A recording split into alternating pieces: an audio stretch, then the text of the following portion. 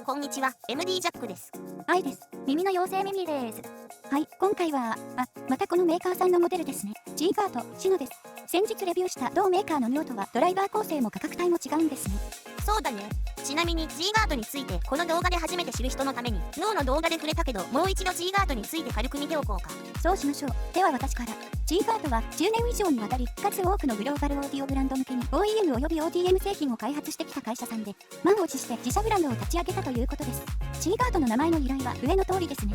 はい、愛ちゃんありがとう。ノーはエントリーモデルで小麦が抜ける明るい音のモデルだったけど、シノはどんな傾向なのか楽しみだな。さて、じゃあまずパッケージ内容から見てみようかね。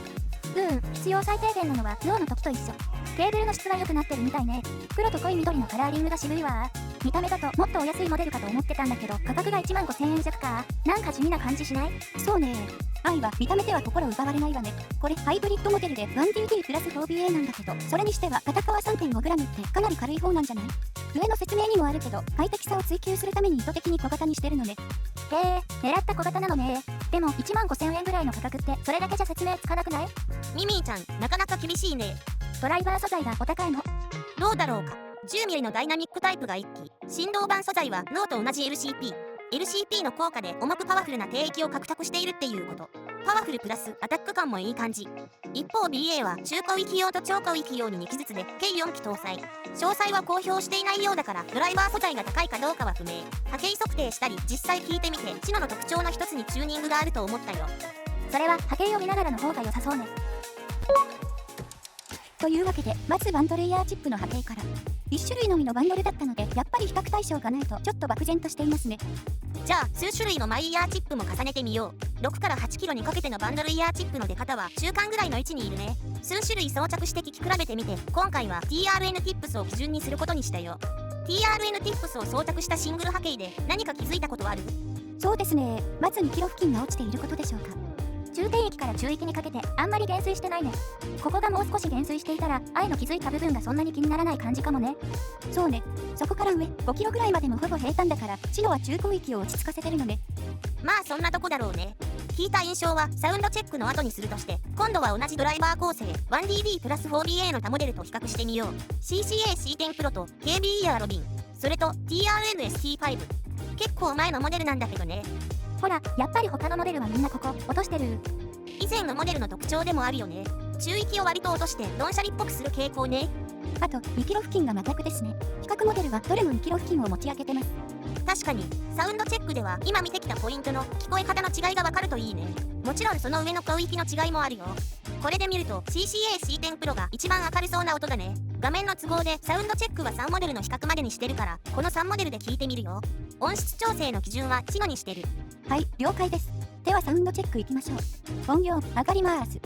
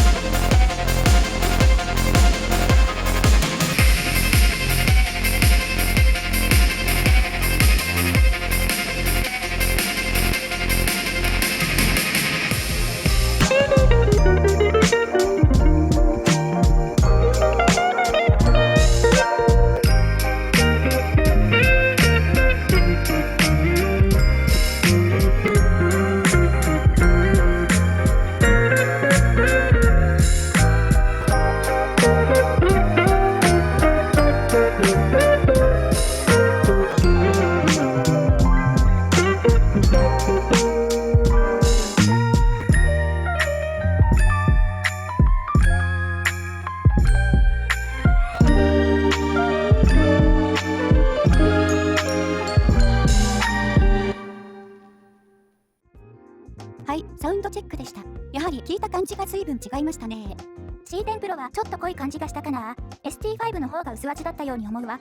食いしん坊のミミィちゃんは味で表現なのね。濃いっていうのは C10 プロのこの辺のことでしょ。そうだよ。山が3つもあるもんね。ST5 はこの辺おとなしいから薄味。同感だね。C10 プロは購入時3000円台だったかな。ST5 が8000円ぐらい。それと比較するとシノはやっぱり結構なお値段だよね。聞き比べてみるとそんなに価格差があるように思えなくて C10 プロも ST5 もいい感じ。収録音ではシノのチューニングを基準にしているから特徴が強調されちゃうけど、実機はどれも良かった。強いて言えば C10 プロはボーカルがかなり前に来るんで、よく聞こえる代わりにバックの音が聞きづらくなるのと、音が溢れて空間の余白がない感じ。その点 ST5 の方がシノに近い出方をしてたね。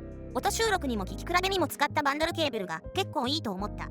このケーブルにリケーブルした結果の方が良かったんだけど、バンドルケーブルとの差が小さく感じたんで、結局バンドルケーブルで聞き込んだよ。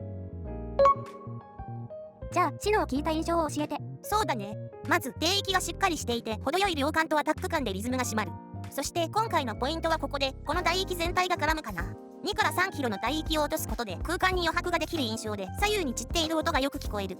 ボーカルもメロディーも少し引っ込むのは確かだけど、波形で見るほどでもない。少し落ち着いた感じでこういうチューニングもありなんだなぁと思った。3から5キロあたりもピークはないけど一定レベルで出ているし、7キロ付近のピークはしっかり作られてるから広域の抜けも悪くない。シンバル系は印象が薄かったけどうまく混ざってるからだった。質感が良くて個人的には理想的な響き方。空間に余白ができることで定位感が良くなり、タムの位置関係などがよくわかるし、オープンリムショットの響きもいい。量感とアタック感のバランスが絶妙。定位がいいと臨場感につながり、聴いていて楽しく、シノは聞き疲れもしにくいといったところかな。シノは見た目は地味だし、価格から考えてもちょっと手の出しにくいモデルになりますかね。何本もイヤホンを所有してる方がこのチューニングってどうなのって気になって入手して、おおこれ結構いいなーっていうストーリーが想像できるので、気になったら検討してみてもいいんじゃないかと思います。ということで G ガードの 1DD プラス 4BA モデルシノのレビューでした。ではまた次の動画で。ご視聴ありがとうございました。MD ジャックチャンネルはイヤホンレビューを音と波形た言葉で表現します。チャンネル登録お願いします。